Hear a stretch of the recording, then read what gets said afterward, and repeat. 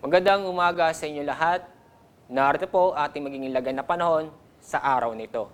Ayon sa latest image galing sa Himawari, may mga kaulapan sa halos buong bansa at may mga pag-ulan lalo po dito sa Visayas, ganoon din sa ilang parte ng Mindanao. Ayun yung mapapansin, itong kulay dilaw, ito yung mga thunderstorm. So asahan pa rin natin may mapag-ulan at may malalakas, ganoon din malakas ng pag-ulan.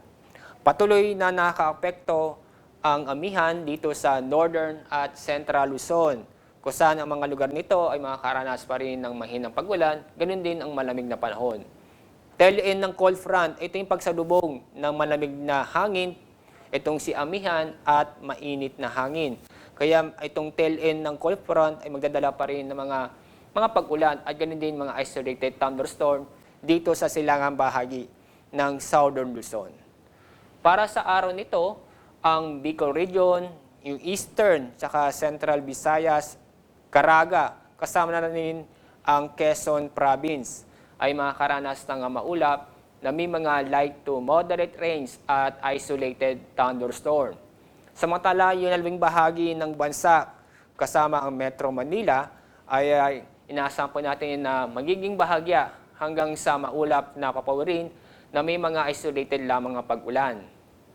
Dahil sa epekto ng amihan at yung tail end ng cold front, ay inaasahan pa rin natin ang kondisyon nating karagatan ay magiging maalon hanggang sa napaka-alon dito sa buong o sa northern at eastern seaboard ng Northern Luzon, eastern seaboard ng Central Luzon, at yung eastern seaboard ng Southern Luzon.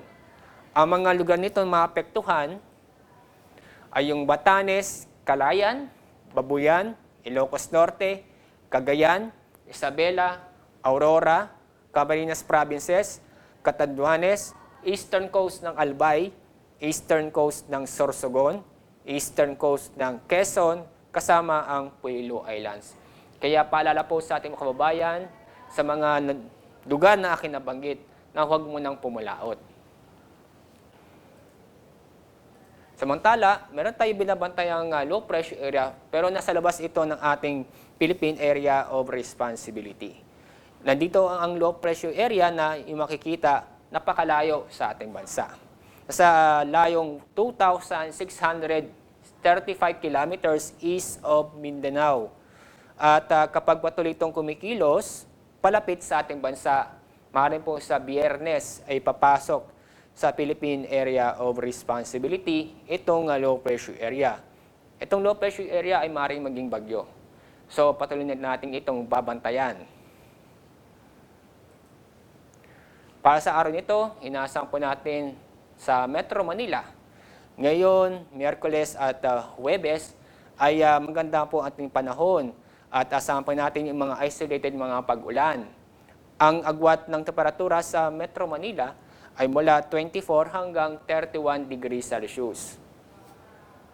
Sa Baguio City ay asahan pa rin natin na maganda ang panahon na may mga isolated na mahinang pag-ulan. At ang inaasahan po natin agwat ng temperatura ay mula 15 hanggang 23 degrees Celsius. Sa Metro Cebu, ngayong araw po ay hindi gagandang panahon dahil halos buong araw maulap po tayo at may mga pag-ulan. Pero pagdating ng Miyerkules at Huwebes ay maganda po ang panahon na may inaasahan pa rin tayo mga isolated na pag-ulan. Ang agwat ng temperatura sa Cebu ay inaasahan po natin mula 25 hanggang 31 degrees Celsius. Sa Davao ay maulap, may mga pag-ulan. Ganun din ay bukas, ganun din sa Huwebes ay magandang panahon na may mga isolated na pag-ulan or thunderstorm. Ang agwat ng temperatura sa Cebu, Davao, ay mula 25 hanggang 31 degrees Celsius. Ang araw po sumikat kanina sa ganap na 6:16 ng umaga at lulubog ang araw mamaya pong 5:31 ng hapon. Mula sa Pag-asa Weather Forecasting Section, ako po si Alzar D. Aurelio.